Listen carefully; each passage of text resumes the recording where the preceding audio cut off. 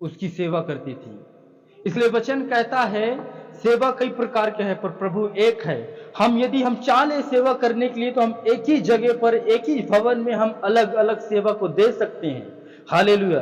ये जरूरी नहीं है कि आपको पुलपट पर आके प्रचार करना, ये जरूरी नहीं आपको अलग से मिनिस्ट्री खोल के आपको सुसमाचार सुनाना है।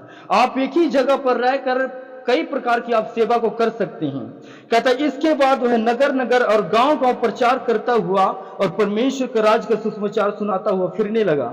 और वह 12 उसके साथ थे, यानी 12 चेले यीशु मसीह के साथ थे। और कुछ स्त्रियां भी थी जो दुष्ट आत्माओं से और बीमारियों से छुड़ाई गई थी।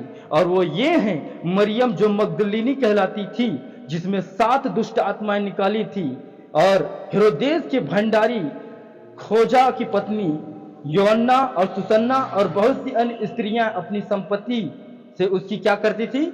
सेवा करती थी। इसलिए आप सेवा, यदि आप जब डिसीजन लेंगे सेवा करने के लिए, तो आपके पास कई तरीके हैं सेवा करने के लिए। यदि आपके पास फाइनेंशियली है तो आप फाइनेंशियली के द्वारा आप सेवा कर सकते हैं। परमेश्वर के भवन में उन बीजों के द्वारा आप सेवा कर सकते हैं। यदि आपके पास पैसे नहीं है तो आप पवित्रताएं में रह के अपने परमेश्वर के जनों के लिए आप प्रार्थना कर सकते हैं, ये सेवा है। यदि आप प्रार्थना भी नहीं कर सकते हैं तो आप दरी बिछाकर आप सेवा कर सकते हैं, एक सेवा है। हालेलुया। यदि आप दरी भी नहीं बिछा सकते तो आप वर्शिप करके सेवा कर सकते हैं, ये क्या है? सेवा है। आप गवाहियों को लिख सकते हैं, ये सेवा है। आप लोगों को जूते चप्पल इकट्ठा व्यवस्थित कर सकते हैं, ये क्या है? सेवा है। हालेलुया। पर आज लोगों को सेवा का महत्व पता नहीं है, क्योंकि बहुत से ऐसे लोग हैं कि जब सेवा की बात आता है तो वो मन में संकोच करने लग जाते हैं। यार हम सेवा कैसे करेंगे, हम पर तो भार आ जाएगा, हम पे तो बहुत बोझ आ जाएगा। क्योंकि सेवा जरूरी नहीं कि पुरुष ही करे, सेवा स्त्री भी कर सकता है, वचन कहता है। क्योंकि जिस टाइम पर यीशु मसीह ने मुर्दों में से जब जी उठा था, जब 40 दिन इस पृथ्वी पर रहा था, और 40 दिन के बाद जब उसने स्वर्ग जाने से पहले क्या कहा था, उसने क्या आज्ञा दिया था, वहां पर यीशु मसीह के चेले ही नहीं थे, वहां पे बहुत से ऐसे लोग थे। वहां पर स्त्रियां भी थे, बच्चे भी थे, बुजुर्ग भी थे, जवान भी थे, उसके चेले भी थे। उसने कहा कि जाओ और सुसमाचार इस सारे पृथ्वी पर सुसमाचार सुनाओ, और पिता पुत्र पवित्र आत्मा के नाम से उन्हें बपतिस्मा दो। जो आज्ञा मैं तुम्हें सिखाया हूं, कहते उन्हें मानना सिखाओ। हालेलुया। ये क्या है? एक सेवा है। प्रवेश मसीह की वर्शिप को करना एक सेवा है। दरी बिछाना एक सेवा है। आप टाइट बोल रहे हैं, आपके पास फाइनेंशियली बरकत है, आशीष बीज हैं, तो आप खुदा के घर में बोल सकते हैं, ये क्या है? सेवा है। क्योंकि यहाँ पे जो दुष्ट आत्मा जिसके अंदर थी, उन्होंने जब दुष्ट आत्मा से फ्री हुईगी, छुड़ाएगी, तो कहता मरियम और जो मगदलीनी कहलाती थी, जिनमें 7 दुष्ट आत्माएं थी, यानी 7 दुष्ट आत्मा, 7 प्रकार की दुष्ट आत्मा उसमें थी। कहता दुष्ट आत्मा निकाली थी, और हेरोदेस के भंडारी खोजा, यानी मैनेजर कह सकते हैं आप, मैनेजर के पत्नी यूहन्ना और सुसन्ना और बहुत सी अन्य स्त्रियां से अपनी संपत्ति से उसकी सेवा करती थी। हालेलुया। पर आज यदि हम पुराने विश्वासी हैं, यदि हमें साल भर हो गया है और फिर भी हम परमेश्वर की सेवा के लिए कोई स्टेप नहीं ले रहे हैं, कोई कदम नहीं उठा रहे हैं, तो हमें उठाना चाहिए।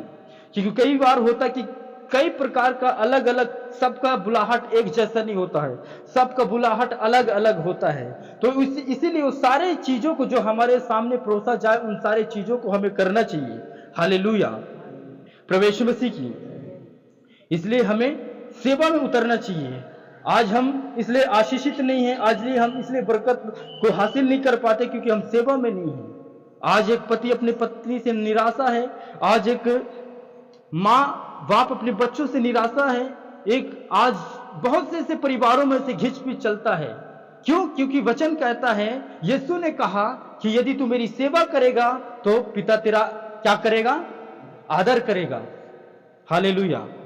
अब सोच लो, यदि हम किसी का आदर करते हैं या फिर कोई हमारा आदर करता है, या कोई बड़े पदवी में जब कोई हमारा आदर करता है, तो हम अपने आप को बड़े गर्व महसूस करते हैं, बहुत अच्छा फील करते हैं। तो वो अधिकारियों जब हमारा आदर करेगा, तो क्यों ना हमें गर्व करने की बात है, तो क्यों ना वो सारे सिचुएशन, सारी चिंताओं को बदल देने वाला बात है। हालेलुया।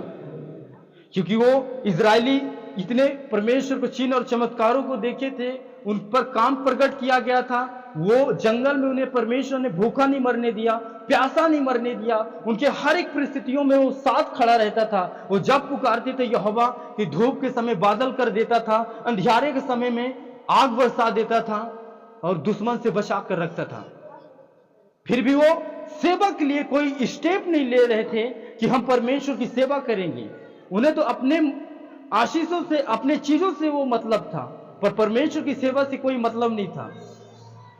हालेलुया। यदि आप फाइनेंशियली सेवा कर सकते हैं, आपके पास आशीषें हैं, पैसों की बरकत है, तो आप खुदा के घर में बो सकते हैं। परमेश्वर के कामों के लिए, उसके किंगडम के लिए, उसके राज्य के लिए आप बो सकते हैं, दे सकते हैं। क्या है? एक सेवा है।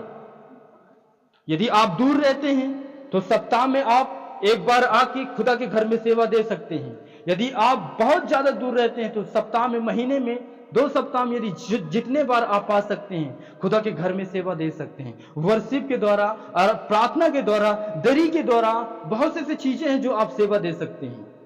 हालेलुया, प्रभु यीशु मसीह की। क्योंकि जब पतरस के घर यीशु मसीह ने गया, जब उसके सास को बुखार से पीड़ित था, उसने छुआ और चंगा किया।